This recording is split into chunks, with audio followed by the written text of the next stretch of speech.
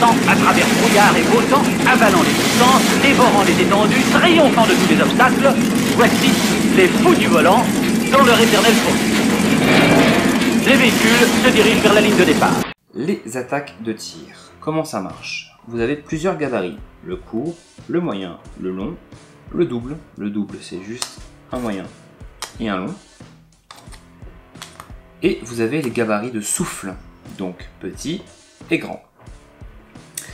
Comment ça marche? Une fois que j'ai fait ma phase de déplacement, ma phase de mouvement, que je suis arrivé au bout de mon gabarit, que j'ai fait tout ce qu'il fallait faire, que même si j'ai des tonnes de tokens, genre plein, c'est pas grave, j'ai droit à ma phase de tir, sauf si je suis en contact avec un autre véhicule ou avec un obstacle et que aucune règle ne me dit que j'ai le droit de tirer quand même.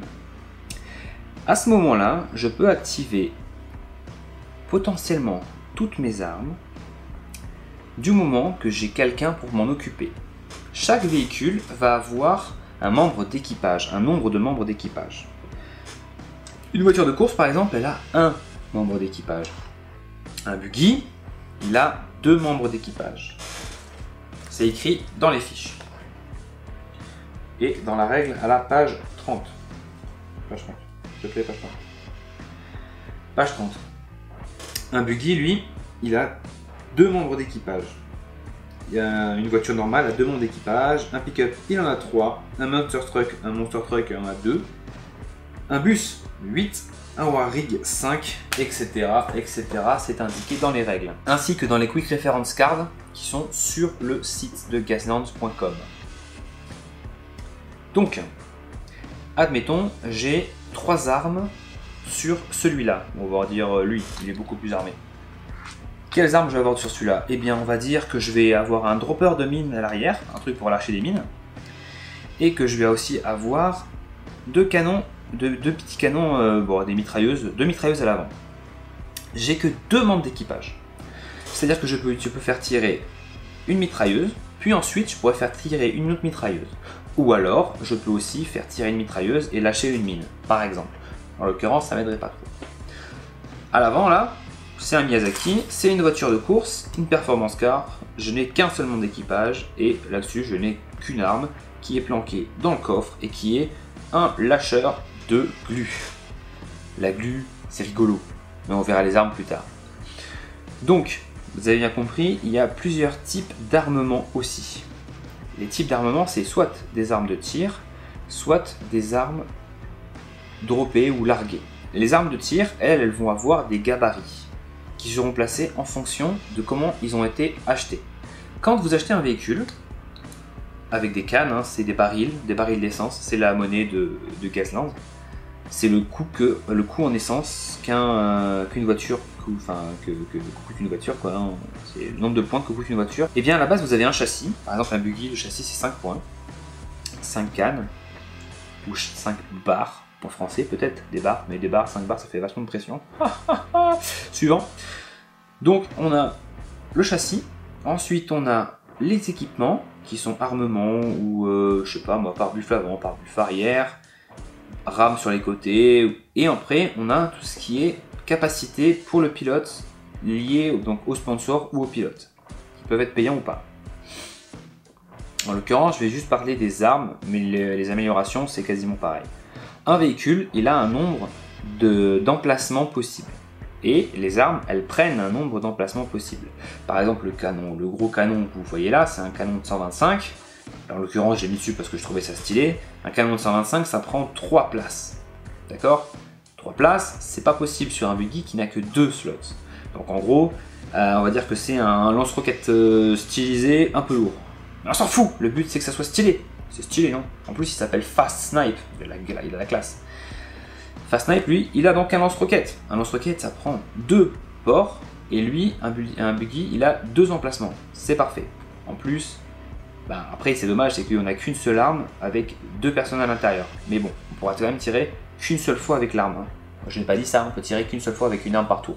Sauf s'il y a une règle différente qui le dit, évidemment. Vous avez des armes qui peuvent tirer vers l'avant, vers l'arrière ou sur les côtés. Comme je disais, sur les côtés, imaginons on a une arme qui tire en portée courte à l'avant. On le met bien à l'avant centré, et ensuite on a le droit de le décaler tout du long en étant toujours parallèle au véhicule. En gros, on fait une translation par rapport au côté sur le véhicule, du moment qu'on reste en contact avec la carrosserie. Après, il ne faut pas exagérer non plus, faire des pare-chocs hyper larges, de toute façon, vous n'allez pas pouvoir vous passer entre les courses, entre les poteaux, c'est infernal. Il faut rester plutôt compact dans le jeu. À l'avant, donc ça fonctionne comme ça. Sur les côtés, ça fonctionne comme ça. Par exemple, je veux targeter ce véhicule-là. Je dis que mon arme de côté, elle est à ma gauche. Et là, ah, je l'ai. Ici, je l'ai. Ici, je l'ai. Ici, je l'ai plus. Voilà, là, je l'ai. Si j'avais mon copain qui était là, eh bien, là, ici, je l'ai en plein. Et là, ici, par exemple, imaginons que ce véhicule était comme ça. J'aurais pu y tirer dessus. Comme ça. Voilà, j'aurais pu y tirer dessus. Mais bon, on va dire qu'il y a quand même quelque chose au milieu. Et donc là, on va avoir un obstacle. Donc on va avoir un couvert. Le couvert, on en parlera tout à l'heure. Sur les côtés, ça marche comme ça. Hop, pareil, jusqu'ici. De l'autre côté, ça aurait été pareil. Et à l'arrière, pareil. Sachant que un membre d'équipage de base, si il n'a pas d'arme, il a quand même un pistolet sur lui. Le pistolet, ça marche en portée moyenne ou courte, je sais plus. Et vous allez pouvoir, du moment que vous touchez donc une portée moyenne, c'est comme si on avait une tourelle qui tire à 360 degrés. Vous allez pouvoir, hop là, mettre votre gabarit, du moment que vous touchez la carcasse de votre véhicule, ça se voit plus visible avec celui-ci par exemple, eh bien c'est valable, on peut tirer. Lui j'ai un pilote, il n'a pas d'arme, il peut quand même tirer avec son pistolet dessus, ça fait un dé. Sur un 4, 5, 6, ça fait un dégât s'il l'esquive pas. Voilà, c'est déjà ça. Vous avez des bus qui ont 8 personnes. Si vous ne mettez pas d'armes, et ben quand même, à une portée moyenne, vous avez 8 personnes, vous avez 8 dés, voilà, 8 petits dés comme ça, là, qui vont tirer, et qui vont faire 1, 2, 3, 5 dégâts. Coucou! C'est quand même rigolo. Et c'est gratuit, surtout c'est gratuit. Donc toutes les personnes qui sont pas mises sur une arme peuvent tirer. Ensuite, donc on disait le nombre d'armes. Par exemple, si j'ai un lance-flamme, on va voir le gabarit de flamme, de souffle. Tous les ennemis qui sont sous mon gabarit de souffle sont touchés. Par contre, si c'est une arme, s'il y avait 2 ennemis en dessous, ça marche pas. Parce qu'il faut que je déclare une cible. On déclare toujours la cible. On mesure. Par exemple, je déclare lui. Avec cette arme-là, on va dire que c'est une arme de portée courte. Ça n'existe pas, mais c'est pas grave, c'est pour l'exemple. Et celle-là, c'est une arme de portée moyenne. Et bien, je vais dire, je vais tirer mon arme de portée courte. Ah, non. Bon, bah, c'est pas grave. Je vais tirer, le tir n'est pas annulé. On a le droit de mesurer quand on tire. Je vais tirer avec mon arme de côté qui est en portée courte, là, ça touche. Et avec mon autre arme qui est devant, je vais tirer en portée moyenne. Et là, je touche. Ok. Ensuite, classique, les armes, par exemple, celle-là. Devant, elle a 2 dés pour toucher. Hop, je lance mes 2 dés. J'ai fait 2, 1, c'est normal. Je lance mes 2 dés. J'ai fait. C'est abusé. Hop là, voilà, je fais 2, 6. Parfait. Comme je disais, 4, 5 et 6, c'est des dégâts. Le 6, ça fait un bonus critique de plus 1. Donc là, en l'occurrence, je lui aurais fait 2 blessures critiques, soit 4 dégâts. Voilà, j'ai fait 4 dégâts. Lui, il roule à vitesse 3. Il a 3 dés pour esquiver 4 dégâts. Hop là. Non. Sachant que un véhicule ne peut faire qu'une seule esquive par phase. On ne peut pas passer sa vie à esquiver. Pareil, comme je disais, l'esquive, c'est la vitesse du véhicule. Les armes de largage, comment ça marche? On ne peut utiliser qu'une seule arme de largage par véhicule, sauf règle contredirée, par activation. Par exemple, là-dessus, j'ai mis un... Non, sur lui là, parce que c'est un fourbe. J'ai mis un lanceur de mine à l'arrière, un lanceur d'huile et un lanceur de glu. À largueur d'huile et de glu. Eh bien j'ai le choix. Vu que j'ai qu'une seule personne, j'ai le choix de lancer soit une mine, soit de la glu, soit de l'huile. Mais si ça avait été un autre véhicule, par exemple lui, il a 2 membres d'équipage. Ou si ça avait été un pick-up, il y en avait 3, bref. Je ne peux en dropper qu'un seul à la fois quand même. Et en fonction de où est-ce qu'il est dirigé, parce qu'on doit quand même diriger si on dit s'il est à l'arrière, à l'avant ou sur les côtés. On peut, à l'avant c'est un peu bête, mais mettre sur les côtés ou à l'avant ou à l'arrière. Ensuite on vient placer pareil. Soit, par exemple on va dire que j'ai mis de l'huile. On vient le mettre sur le côté, là ici, hop, on peut le décaler. Voilà. Sur le côté, c'est pareil, je peux le mettre où est-ce que je veux. Moi j'aime bien sur le côté parce que ça donne un petit peu plus de latence et je trouve que ça permet avec des trucs d'huile de faire des flaques un peu plus larges pour toucher un peu plus d'ennemis. Voilà. Donc après je dis quel véhicule c'était, donc ça c'est la première, enfin qu'est-ce que c'est, donc là ça c'est de l'huile, donc l'huile hop je mets un 2. Le template, ce template là, je préfère le mettre sur le côté parce que ça fait une attaque plus large et tout le monde pourra taper dedans en venant de ce côté là. Plutôt qu'à l'arrière, c'est un peu plus facile à éviter, même si c'est trop proche ou sauf si on peut le mettre sur la personne, direct sur le véhicule, je préfère le mettre un peu plus loin. Une mine, c'est avec un template un peu plus petit, ça se met à l'arrière aussi, pareil. Hop là, on va mettre le 1 pour la mine. Et ça marche un peu différemment. Là, c'est une mine. La mine, quand il y a un véhicule qui va passer dessus, avec soit un bout du template, soit le template complet, soit quand il va s'arrêter, il va y toucher. À ce moment-là, la mine, elle va exploser. Donc ça va lui faire 3 dégâts en burst, 3 dégâts en burst, donc là, enfin 3D en burst, donc là j'ai 1, 2 dégâts, et sans esquive évidemment, vu que c'est 2 dégâts burst d'explosion, il va prendre 2 jetons supplémentaires, voilà. Et si c'était juste, par exemple, la glu, c'est rigolo, je disais, mais si c'est de l'huile, par exemple, quand on passe dessus, ou quand on a le template qui passe dessus, on vient attraper juste 2 tokens de l'huile.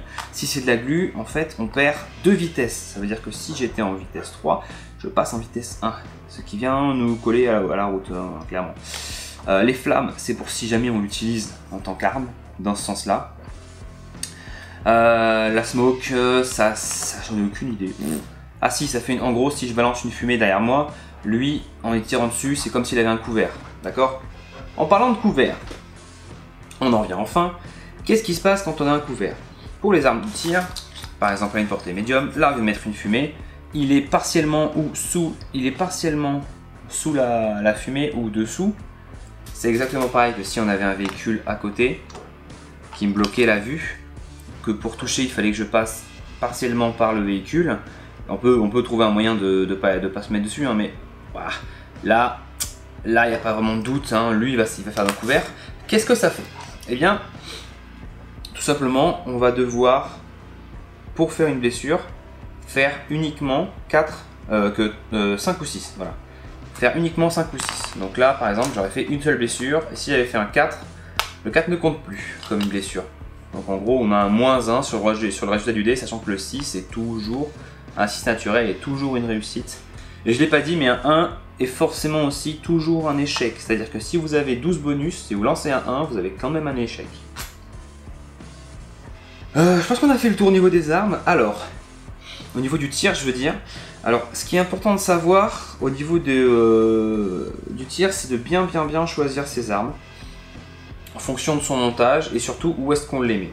Un véhicule qui doit être hyper rapide et qui doit aller faire la course, qui doit être devant, lui mettre un gros flingue devant, je pense pas que ce soit utile. À la rigueur, lui mettre un flingue à l'arrière ou alors quelque chose pour ralentir comme des mines ou je sais pas moi, de la glu par exemple, ça peut être intéressant. Ça peut être intéressant parce que ça prend des points pour quelque chose d'autre qui pourrait lui permettre d'aller encore plus vite, d'accord, ou de fiabiliser un peu les lancers de dés. Par contre, une petite arme, un petit véhicule qui est là juste pour prendre un slot, pour pouvoir tirer ou pour remplir des points pour pouvoir tirer sur l'adversaire, ça peut être intéressant, mais il ne faut pas oublier que pour certains styles de jeu, dans les scénarios, pour les courses par exemple, on va avoir besoin de passer la première porte pour pouvoir tirer. Il n'y a pas beaucoup de véhicules qui passent les premières portes, hein. Ça, moi ça m'est pas arrivé souvent. Ensuite, il y a d'autres styles de jeu, c'est-à-dire que vous pouvez amener votre team de Miyazaki, en mode bonjour, j'amène ma team de Miyazaki, j'ai pas d'armes, par contre en face on tire, on lance un scénario, on verra le scénario plus tard, et en face il y a tout ça, et le but c'est de faire un match à mort, c'est-à-dire qu'on commence chacun d'un côté de la map, et il faut détruire l'adversaire. Vous imaginez que ça va être un petit peu compliqué pour les pauvres petits Miyazaki, d'accord? Donc bon, après ça dépend de vos profils, il y a du Miyazaki qui peut être armé, ou alors même du Idris hein, qui peut ne pas être armé et être uniquement avec des améliorations qui sont, on verra quand on parlera des armes, et par exemple de la nitro qui permettent de faire des moves spéciaux. Voilà, bon j'espère que ça a été clair, que ça vous a intéressé, et la prochaine fois on va passer à la phase suivante qui est la phase d'épave. Ouais, parce qu'une fois qu'on a été détruit, c'est important, il y a la phase d'épave et ensuite il y a la phase de sortie de route. Je ferai les deux en même temps, je pense. Épave et sortie de route. À la prochaine!